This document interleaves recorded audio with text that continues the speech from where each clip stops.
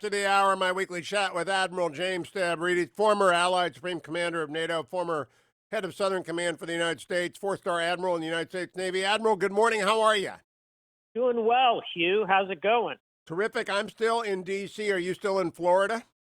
I am. I think I'll be here another month or so. We'll see how the pandemic goes. My office at the Carlisle Group is still closed in D.C., and we chose to be down here principally, Hugh, to take care of our elderly parents. They're in their 80s, late 80s, and we just like being around them. That's a smart move. I have been bemoaning the fact that the one stat I would like to see most, and as a commander, I'm sure you know that the information you get has got to be relevant to the task in front of you. The most relevant information to me right now, number of people dying and their comorbidities and age. And I honestly cannot find it anywhere, Admiral. I do not understand how this most significant of data set is not easily accessible. I'm surprised you aren't able to find it. But, now that you mention it, I'm not sure I've seen that laid out holistically myself. I think we all have an intuitive sense that the extreme elderly, say in their 80s, particularly in nursing homes, constitute, I want to say 40% of the deaths, which is quite remarkable. But I haven't seen that in writing, and I think that's worth really looking at.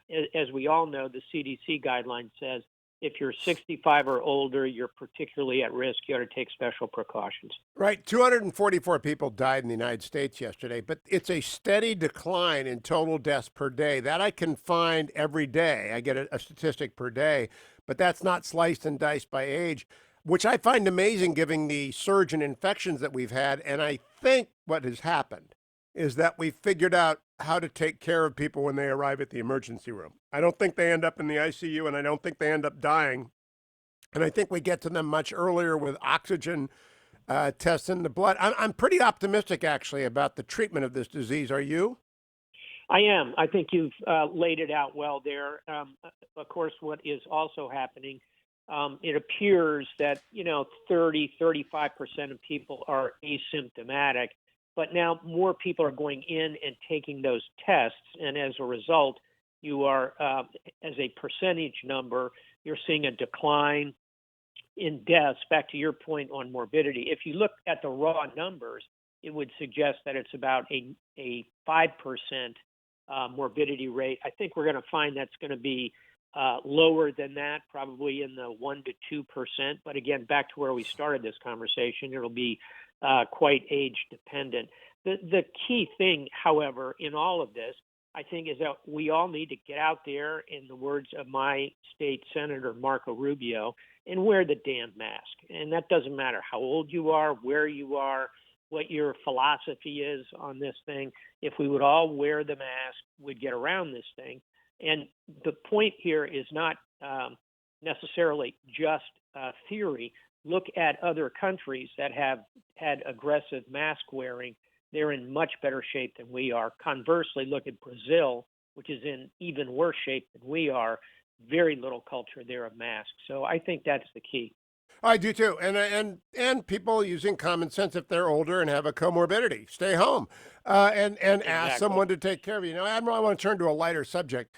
The Redskins are going the way of all human things, as are the Indians. Now, my Indians, Terry Francona and I agreed on the same day. Hey, change it. If sports are supposed to unify, not divide.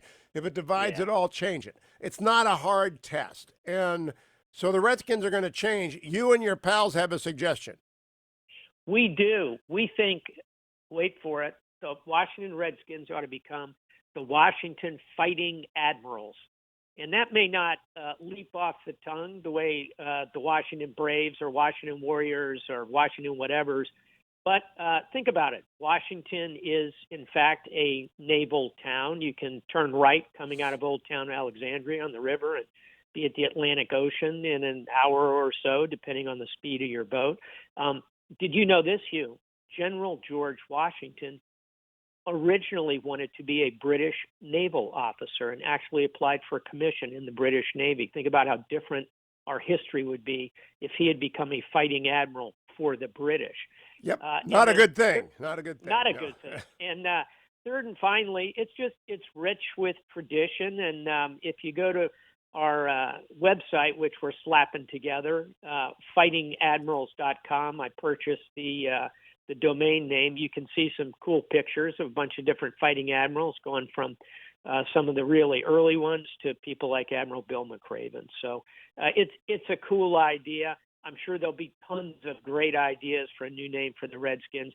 But boy, am I with you. We should think about sports as something that brings us together. And I've been a Redskins fan since I was in junior high school, attending Quantico High School just south of Washington, D.C. And you know, I think people are the hardcore sports fan, and you can't get a hardcore Browns or Indians fan than me. The name doesn't matter; the rings do.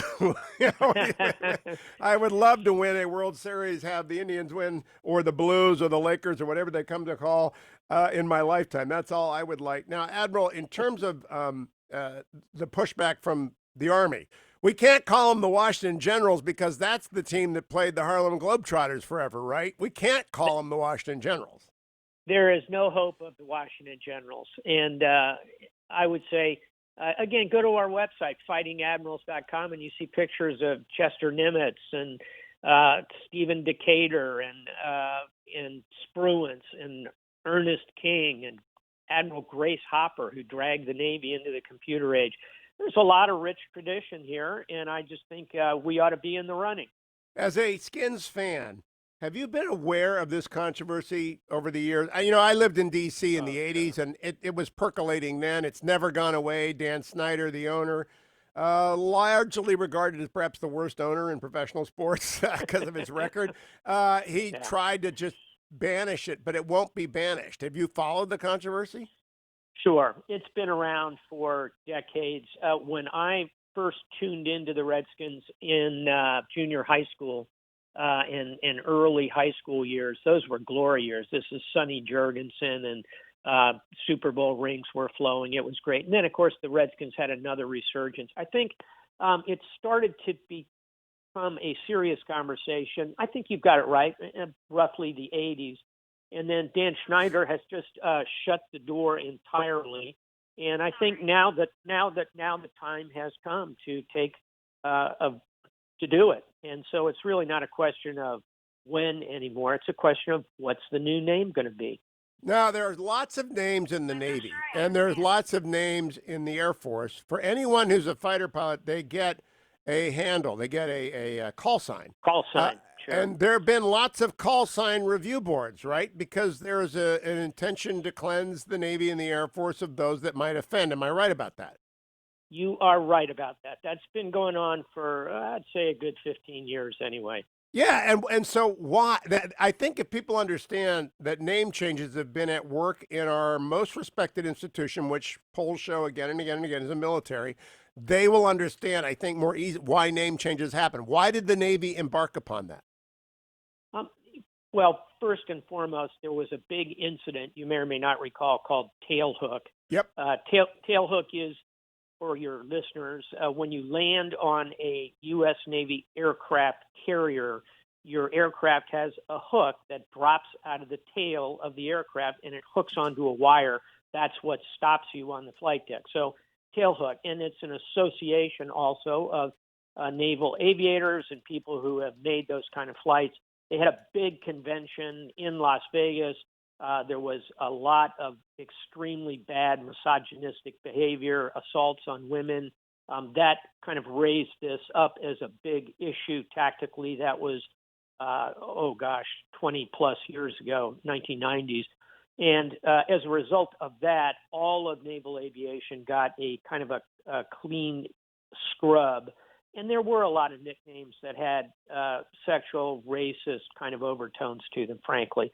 So we cleaned those up. And now I think call signs are designed to slightly embarrass the user. For example, if you're a pilot and you're a navigator in a flight and you get lost as a junior officer and you have to figure out how to get back to the boat, and it's a big thing, your call sign is going to be Magellan. And yeah, and so generally people don't like their nicknames, but they're stuck with them. And so I think they're good humored, but I think we have cleaned them up. And to your point, we should do the same thing this is all about not how you feel about it; it's how it's received in the larger world. A particular Is nickname. it fair to say unnecessary conflict is useless cost? There is no need Yep. for unnecessary conflict. So minimize. I think John D. Rockefeller told his sons. Nelson Rockefeller recorded it in his memoir, I believe. Expose as little skin as possible. And by that, he's just saying, just keep your plate on your defenses. You don't want to have chinks in your armor. That's exactly right. And the world is also full of people who act like it costs them $20 every time they smile at something. Let's also have a sense of humor about life, but part of that is being sensitive to how you come across to others. And I think that you put it well when you say there's so much wasted energy in kind of the anger industry that's out there. Where we can clean things up sensibly, we should. And, another example of this, I think I do anyway, Hugh, is bases that are named after Confederate generals who Easy. fought against the easy call. Easy Easy call. call. Let me give you a hard one, though, Admiral. I think the Stennis should be renamed the Frederick Douglass. I know that's being discussed in the White House. That will ruffle a lot of Navy feathers for people who served on the Stennis and have retired. But the man was a stone cold racist. Big time.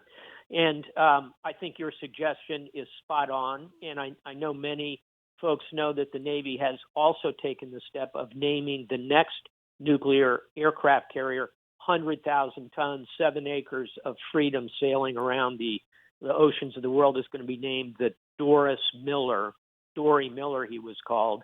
A very brave African American cook, because that's all you could be in 1941 as an African American in the Navy, who manned an anti-aircraft gun at Pearl Harbor, probably shot down a Japanese Zero.